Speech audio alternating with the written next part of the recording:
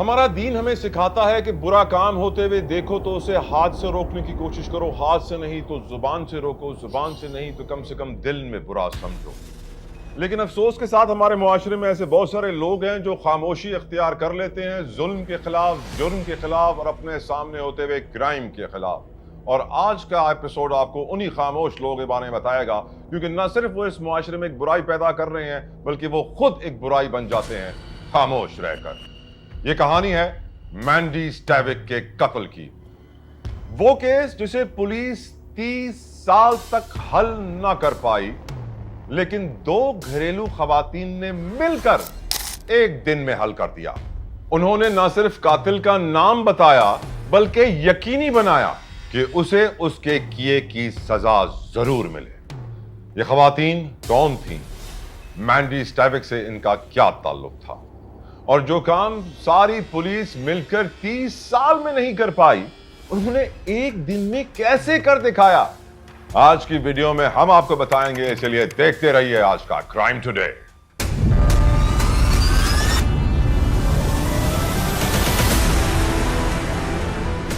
साल 2013, जून का महीना।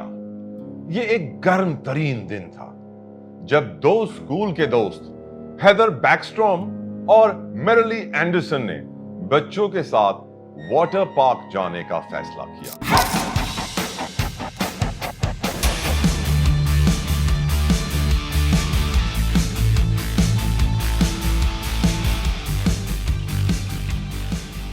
दोनों की यह मुलाकात एक लंबे अरसे बाद होने जा रही थी। दोनों बचपन की दोस्त थीं और दोनों का ताल्लुक वॉशिंगटन के एक छोटे से कस्बे एक्मे से था। दोनों अपने बच्चों के साथ पार्क पहुंची, बच्चे खेलने में लग गए। मेरिली और हेदर एक दूसरे के साथ बातों बातों में लग गए और अचानक मैंडी स्टैविक का नाम आ गया। 18 साल की लड़की जिसे 1989 में रेप के बाद कत्ल कर दिया गया था और पुलिस उसके कातिल का आज तक सुराग नहीं लगा पाई। मैंडी एक्मे में ही रहती थी और उसी स्कूल से पास आउट हुई थी जहां ये दोनों पढ़ती थी। हेदर और मेरिली पढ़ा करती थी।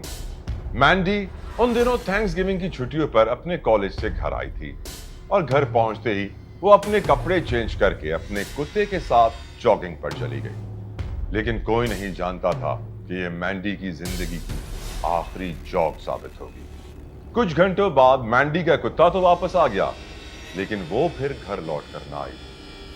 एक्मे एक छोटा लेकिन पुरअमन कस्बा था जहां सब लोग एक दूसरे को जानते थे। वहां किसी लड़की का गायब हो जाना किसी अचंभे से कम ना था।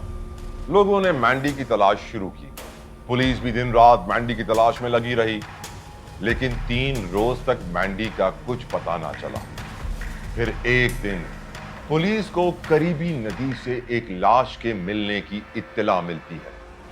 यह मैंडी स्टैविक की लाश थी जो मुकम्मल बरहना हालत में पुलिस को मिली। उस वक्त तक अमेरिका में डीएनए टेक्नोलॉजी आ चुकी थी, तो पुलिस मैंडी की बॉडी से एक शख्स का डीएनए कलेक्ट करने में कामयाब हो गई। लेकिन ये किसका डीएनए था? पुलिस ने एफबीआई रिकॉर्ड में मौजूद तमाम मुल्जिमान का डेटा छान मारा, अलबत्ता ये डीएनए किसी से भी मैच ना हो पाया। उससे यह बात तो साफ थी कि मैंडी का कातिल कोई आदि मुजरिम नहीं, बल्कि कोई करीबी या एक्मे में ही रहने वाला है। पुलिस ने 30 मुश्तबा अफराद को हिरासत में लेकर उसके डीएनए सैंपल मैच करने की कोशिश की, लेकिन किसी का भी डीएनए मैंडी के जिस्म से मिलने वाले डीएनए से मैच ना हो सका। इस वाकये को 25 साल बीत चुके और अब बचपन की दो दोस्तें जो अब अधेड़ उम्र को पहुंच चुकी थीं, वो एक वाटर पार्क में बैठी आपस में इस वाकये से जुड़ी बातें कर रही हैं। हेदर ने सांस रोकते हुए कहा, क्या तुम्हें नहीं लगता ये सब कुछ बहुत अजीब है? मैंडी का कातिल आज तक नहीं पकड़ा गया।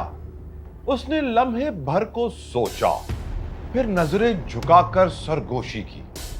मुझे लगता है, मुझे मालूम है कि मैंडी को किसने मारा है। मेरिली की आंखें फैल गईं। वो लम्हा भर खामोश रही, फिर धीरे से बोली, मुझे भी लगता है कि मुझे मालूम है। दोनों ने एक दूसरे को हैरत की नजरों से देखा। आंखों में हैरत, सदमा और एक अनजानी सी तस्दीक थी। और कुछ देर बाद दोनों के लबों से एक ही नाम निकला, टिम बॉस। मैरिली ने झिझकते हुए बताना शुरू किया, मैंडी के मौत के चंद हफ्ते बाद जब उसका शौहर घर पर नहीं था तो टिम अचानक उसके दरवाजे पर आ गया। कहने लगा उसे फोन करना है। उसने दरवाजा खोला तो टिम जबरदस्ती अंदर घुस आया। ये बताते हुए मैरिली की आवाज रुक गई। हिम्मत करके वो फिर बोली, उसने मेरे साथ जबरदस्ती करने की कोशिश की। मैं किसी ना किसी तरह उसे धकेल कर बाहर निकालने में कामयाब हुई, लेकिन मैं आज तक उसकी आंखों की वहशत नहीं भूली। मैरिली के चेहरे पर सदमा साफ नजर आ रहा था। हीथर की आंखों में भी आंसू आ चुके थे। वो धीरे से बोली, मैं सिर्फ 15 साल की थी और वो 21 का। वो लम्हा भर रुकी, फिर जैसे वक्त में पीछे चली गई। हम 3 लोग एक कार में सवार थे। मैं पिछली सीट पर बैठी थी। अचानक टिम ने एक पेन निकाला और मेरी टांग पर चलाना शुरू हो गया। फिर मेरे बालों से खेलने लगा। मैं सहम गई। वो हिचकिचाई, फिर मजीद कहा। गाड़ी में एक और दोस्त भी था, शायद इसीलिए वो रुक गया। लेकिन वो लम्हा, वो नफरत भरी आंखें मैं कभी नहीं भूल पाई। एकदम खामोशी छा गई। दोनों दोस्तें अलग अलग वक्त, अलग अलग लम्हे में एक ही शख्स का निशाना बनी थी। और अब दोनों को यकीन हो चला था कि टिम ही वो शख्स है जिसने मैंडी स्टाइविक को भी रेप करके कत्ल किया। उन्होंने फौरन इस हवाले से पुलिस को इत्तला देने का फैसला किया। पुलिस के पास मैंडी की बॉडी से मिलने वाला डीएनए तो मौजूद था ही। उन्होंने फौरी तौर पर टिम से उसका डीएनए मैच करने का फैसला किया। लेकिन यहां पर एक प्रॉब्लम आ गया। पुलिस जब टिम का डीएनए सैंपल लेने उसके पास पहुंची तो उसने डीएनए सैंपल देने से साफ इनकार कर दिया। टिम की मर्जी के बगैर उसका डीएनए हासिल करना पुलिस के लिए एक बड़ा चैलेंज बन चुका था। साथ ही जब टिम को यह शक हो चला कि पुलिस को उसके डीएनए की तलाश है, वो और ज्यादा मोहतात हो गया। लेकिन कातिल जितना भी शातिर हो, कहीं ना कहीं कोई ना कोई सबूत पीछे जरूर छोड़ जाता है। यह सबूत पुलिस को मिला एक कोक के कैन से, जिसे टिम ने इस्तेमाल करके कचरे के डब्बे में फेंक दिया था। आखिरकार टिम का डीएनए अब पुलिस के पास मौजूद है। बस जरूरत थी उस डीएनए सैंपल से मैच करने की जो मैंडी की बॉडी से मिला था।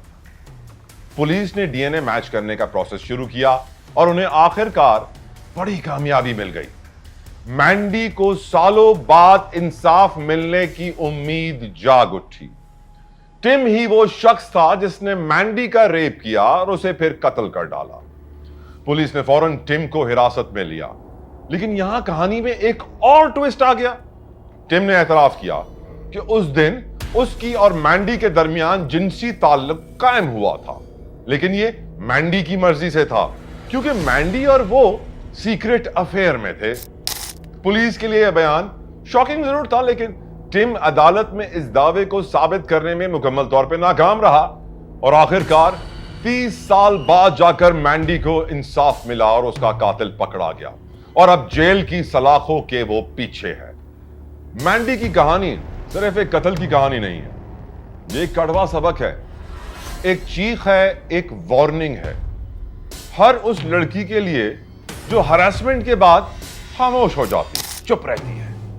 हर उस औरत के लिए जो सोचती है कि शायद मैं गलत थी। हर उस मुआशरे के लिए जो हमेशा कहता है जाने दो ना, क्या फायदा होगा, जाने दो। हेदर और मैरिली ने जो सच बोलने में 25 साल लगा दिए, अगर वो उसी वक्त बोल देती तो शायद मैंडी आज जिंदा होती। या टिम इतने आसान तरीके से आजादाना तौर पे घूमता फिरता और बच्चियों को शिकार ना करता। लिहाजा अगर आपके साथ कुछ हुआ है, कोई हाथ नापसंदीदा हद पार कर गया है, कोई लफ्ज आपके जिस्म को जख्मी कर गया है, खुदारा I request, my humble request, चुप मत रहें, क्योंकि खामोशी ऐसी सिचुएशन में एक जुर्म साबित होती है, और जुर्म ऐसा कि मुजरिम की ताकत बढ़ा दे। बोलने से इंसाफ का दरवाजा खुलता है। आवाजें उठाएं, सच बोलें, रिपोर्ट करें। आपकी आवाज किसी और आवाज को जिंदा रहने का हक देगी और मरने से बचा लेगी।